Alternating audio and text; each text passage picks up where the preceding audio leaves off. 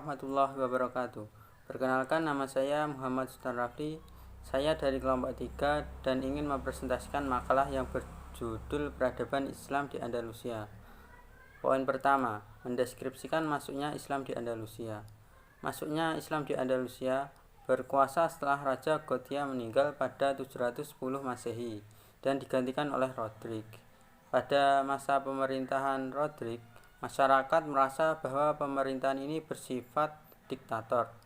Hal ini menyebabkan banyak dari keluarga kerajaan meminta bantuan kepada pihak luar, yaitu Musa bin Nusair. Musa bin Nusair ini merupakan seorang yang beragama Islam pada saat itu, menjabat sebagai gubernur di Afrika di bawah Khalifah Walid bin Abdul Malik. Dari kerjasama tersebut dan meminta izin pada Khalifah bin Abdul Malik, Musa bin Nusair memimpin tim ekspedisi dengan jumlah kurang lebih 7.000 untuk menyerang Andalusia. Dengan bantuan Tariq bin Ziyad dan dimintai tolong Graf Julian, mereka berhasil menguasai Andalusia pada tahun 711 Masehi. Pada saat itu jugalah Andalusia jatuh di bawah kekuasaan Islam di Eropa. Sekian dari saya, kurang lebihnya mohon maaf. Wassalamualaikum warahmatullahi wabarakatuh. Poin kedua akan dilanjutkan teman saya. Bismillahirrahmanirrahim. Assalamualaikum warahmatullahi wabarakatuh. Saya akan melanjutkan keterangan dari kelompok saya, yaitu saya akan menjelaskan tentang proses berdirinya dinasti Umayyah, masa-masa kejayaan hingga masa-masa keruntuhannya. Bismillahirrahmanirrahim. Dinasti Umayyah itu didirikan oleh Muawiyah bin Abi Sufyan pada tahun 40 Hijriah. Yang mana berdirinya itu tadi dilatar belakangi oleh pertikaian antara Muawiyah dan Ali bin Abi Thalib. Yang mana Muawiyah itu tidak pernah setuju, tidak pernah mengakui bahwasanya Ali itu diangkat sebagai khalifah. Oleh karena itu, Muawiyah terus melakukan propaganda sehingga Ali bin Abi Thalib itu dapat lengser dari jabatannya. Yaitu Muawiyah melakukan perang dengan Ali bin Abi Thalib, yang mana disebut dengan perang Siffin, yaitu perang antara Muawiyah bin Abi Sufyan dan Ali bin Abi Thalib. Yang mana peperangan itu tadi dimenangkan oleh sahabat Ali bin Abi Thalib. Tetapi Muawiyah bin Abi Sufyan tidak mau menerima kekalahannya, sehingga Muawiyah itu merobek-robek Al-Quran sebagai dasar atas permintaan perdamaian. Dikarenakan Ali sangat mencintai Al-Quran, Ali tidak menerima. Akhirnya Ali tidak menerima dirobek-robeknya Al-Quran. Akhirnya Ali bin Abi Thalib menerima perjanjian damai dari Muawiyah bin Abi Sufyan. Yang mana perjanjian damai itu tadi disebut sebagai perjanjian tahkim. Perjanjian ini tidak memberi perdamaian yang sesungguhnya, tetapi menambah sejarah panjang pertikaian Ali dengan Muawiyah. Sampai-sampai Ali terbunuh oleh Abdurrahman bin Muljam, yaitu ditusuk ketika setelah sholat subuh. Yang mana wafatnya Ali bin Abi Thalib itu tadi menjadikan Muawiyah sukaria atas meninggalnya sahabat Ali, sehingga Muawiyah memproklamirkan berdirinya dinasti Umayyah yang sah dalam Islam, yaitu sekitar tahun 40 Hijriah. Kemudian memasuki fase-fase kemajuan. Fase-fase kemajuan dinasti Umayyah itu dimulai dari masa khalifah ke-7, yaitu Sulaiman bin Abdul Malik, sampai masa Umar bin Abdul Aziz, yaitu khalifah yang ke-8. Yang mana fase kemajuan ini dinasti Umayyah mencapai puncak-puncaknya, sampai-sampai hampir di seluruh penjuru dunia itu Islam menyebar. Dan di masa kemajuannya yaitu ditemukan mata uang sebagai alat transaksi yang mana ditemukan oleh Khalifah Marwan bin Hakam. Kemudian berkembanglah ilmu pengetahuan seperti qiraat, nahwu dan balaghah. Kemudian bangunan-bangunan fisiknya mencapai puncak-puncaknya. Fasilitas pendidikan seperti khutbah, halaqah di masjid dan majelis munadarah dikembangkan, dan dikembangkan pula departemen pemerintahan seperti nizamul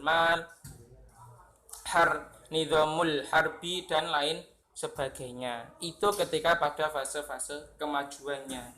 Tetapi dinasti Umayyah juga mencapai pada fase lemah atau runtuh sampai runtuh, yaitu ketika dipimpin oleh Khalifah Yazid bin Abdul Malik, yaitu khalifah yang ke-9, yang mana ketika dinasti Umayyah dipimpinnya itu banyak terjadi pemberontakan, dan mana setelahnya itu diangkat dua putra khalifah yang sama-sama menjadi pemimpin atau yang sama-sama menjadi khalifah, yang mana diangkatnya dua putra mahkota itu tadi menyebabkan masyarakat mulai tidak percaya, dikarenakan di masa-masanya itu banyak terjadi kolusi, korupsi, nepotisme dan lain-lain sebagainya. Oleh sebab itu masyarakat banyak yang demo untuk turun tahta, yang mana pada kesempatan ini Bani Abbasiyah mulai merancang kesempatan untuk menaklukkan dinasti Umayyah, yang mana sehingga dinasti Abbasiyah dapat menghancurkan dinasti Umayyah, yaitu tepatnya pada tahun 132 Hijriah atau sekitar tahun 750 Masehi, yang mana dinasti Umayyah telah kalah oleh dinasti Abbasiyah dalam peperangan Al-Zab. Sekian presentasi dari saya. Bila ada kurangnya mohon maaf. Wassalamualaikum warahmatullahi wabarakatuh.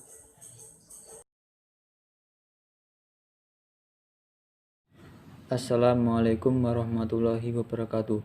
Perkenalkan, nama saya Muhammad Korul Asnawi. Saya akan mempresentasikan tentang kejayaan pemerintah Bani Umayyah. Berikut ini kategori kejayaan yang dicapai pemerintah Bani Umayyah antara lain sebagai berikut. Yang pertama, bidang politik. Bani Umayyah sendiri berdiri dengan proses yang diperoleh melalui kekerasan diplomasi, tipu daya, dan pemilihan khalifah tidak melalui pemilihan secara demokrasi. Yang kedua, bidang ekonomi. Bani Umayyah sendiri mengeluarkan mata uang logam Arab, dan mata uang tersebut terbuat dari emas atau dinar, perak atau dirham, fulus atau perunggu. Yang ketiga, bidang kesenian. Seni budaya meningkat pada masa Bani Umayyah, terutama seni bahasa, seni sastra, dan seni bangunan. Yang keempat, bidang iptek, al-adabul hadisah atau ilmu-ilmu baru yang terpecah menjadi dua bagian. Yang pertama, al-ulumul islamiyah, ilmu-ilmu Al-Quran dan al-hadis, al-fiqih, al-ulumul lisaniyah, at-tahrik, dan al-juh. Yang kedua, al-ulumul tahiliyah, ilmu-ilmu yang diperlakukan oleh kemajuan Islam. Yang kelima, bidang pendidikan. Bani Umayyah berhasil mendirikan banyak lembaga pendidikan dasar dan menengah masjid dalam usahanya mengembangkan ilmu-ilmu agama Islam dan sastra dan filsafat. Sekian, wassalamualaikum warahmatullahi wabarakatuh. Assalamualaikum warahmatullahi wabarakatuh. Nama saya Muhammad Ibn Rifai dari kelompok 3. Materi selanjutnya yaitu sebab hancurnya peradaban Islam di Andalusia. Yang pertama yaitu terjadinya persaingan kekuasaan di dalam anggota keluarga Bani Umayyah. Yang kedua yaitu tidak ada pemimpin politik dan militer yang handal. Yang ketiga yaitu munculnya berbagai gerakan perlawanan yang menentang kekuasaan Bani Umayyah. Yang keempat yaitu serangan pasukan Abu Muslim Al-Khurasani dan pasukan Abu Abbas. Yang kelima yaitu hilangnya peran ulama di saat itu.